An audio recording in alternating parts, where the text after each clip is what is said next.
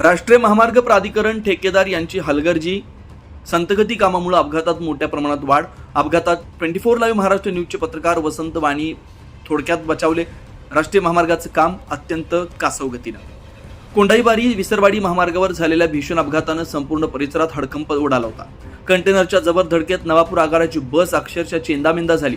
ट्रकचा angle थेट बसमध्ये घुसल्यानं बसचा संपूर्ण पुढील भाग उद्ध्वस्त झाला. वाकडे तिकडे झालेले लोखंडी भाग आणि चिरलेली केबिन पाहून अंगावर काटा आणणारं दृश्य निर्माण झालं होतं. या अपघातात नवापूर आगाराची बस क्रमांक MH14-1957 चालवत असलेले चालक महेंद्र लाजा गावित राहणार जामनपाडा तालुका नवापूर यांच्या केबिनमध्ये पाय अडकले होते. अपघातानंतर स्थानिक नागरिकांनी प्रसंगावधान राखत अथक प्रयत्न करून त्यांना बसमधून बाहेर काढण्यात यश आलं. अपघातात 24 लाईव्ह महाराष्ट्र न्यूजचे पत्रकार वसंत आनंद वाणी राहणार चिंचपाडा यांना किरकोळ जखमा झाल्यानं दैव बलवत्तर म्हणून थोडक्यात बचावलेत. बसवाहक संतोष बारसू सोंडे राहणार टाकळी तालुका भुसावळ यांना पाय व डोक्याला गंभीर दुखापत झाली. दरम्यान जामनपाडा येथील सरपंच प्रियांका जयवंत गावित यांचे बंधू मनोहर गावित यांनी माणुसकीचं दर्शन घडवत आपल्या खासगी वाहनातून जखमींना तातडीनं विसरवाडी ग्रामीण रुग्णालयात दाखल केलं.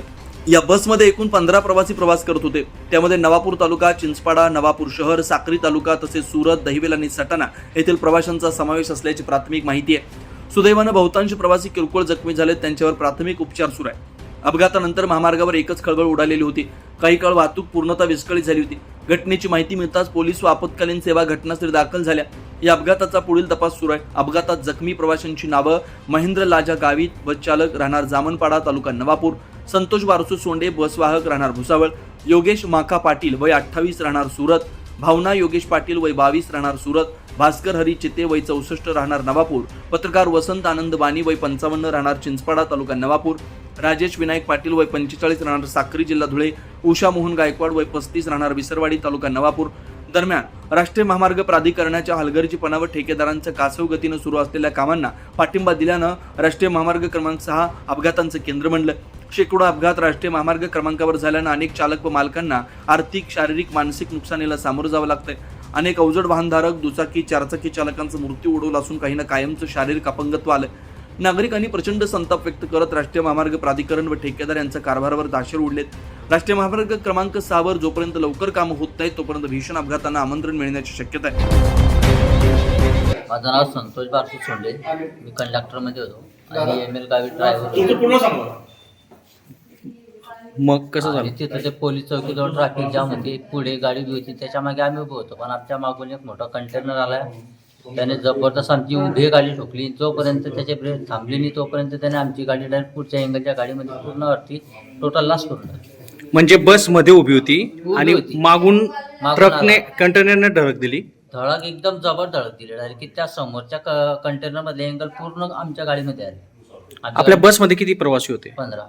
काही कोणाला जास्त लागलंय? हात वगैरे फिरायचा. हो, म्हणजे ड्रायव्हरचा हात, ड्रायव्हर कंडक्टरला जास्त लागलंय. ड्रायव्हर तर दबले होते. हो का? आणि पॅसेंजर 2-3 पॅसेंजर जखमी आहेत. जखमी आहे. तिथे बरेचसे आहे. बाजी आता छोटा मोठा लागलेला आहे. आम्हाला पुढे आणलं. हो. वसंत आनंद वाणी. काय झालं? कसा अपघात झाला? मी नाशिकहून येत होतो. कोंढाईबारी घाटा उतरून गाडी हायवेला उभी होती. पुढे पोलीस चौकी असल्या कारणाने मागून ट्रकवाल्याने मागून धडक दिली. ती कमीत कमी आमच्या बसला आहे ना 100 मीटरपर्यंत पुढे घेऊन नेली आणि पुढे जे अँगलमध्ये ट्रक उभी होती त्यात ते अँगल घुसला. नंतर काय माहित नाही दादा काय झालं. किती प्रवासी होते तरी? त्याच्यात कमीत कमी 5-15 प्रवासी असतील. जास्त कोणाला लागलंय का? जास्त बाकीच्या मलाही मुक्का मार बसलाय आणि बोट चिरला गेलाय. कोणती? आमचे पुणे नागपूर आहे. आम्ही पुण्यावरून येत होतो. कोंढाईबारी घाटात पोलीसवाले ते चेकपोस्ट आहे तिथे. आम्ही लाईनमध्ये चालत होतो आणि मागच्या गाडीने धडक दिलं. पुढच्या गाडीच्या पुढे आम्ही जाऊन धडकलो.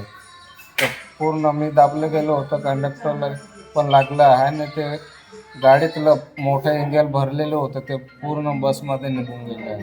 म्हणजे बसचा पूर्ण मागून पण मागून पण. हा, म्हणजे मध्ये होती बस. हा, मध्ये. 24 लाईव्ह महाराष्ट्र न्यूजसाठी वसंत वाणी, विसरवाडी, नवापूर.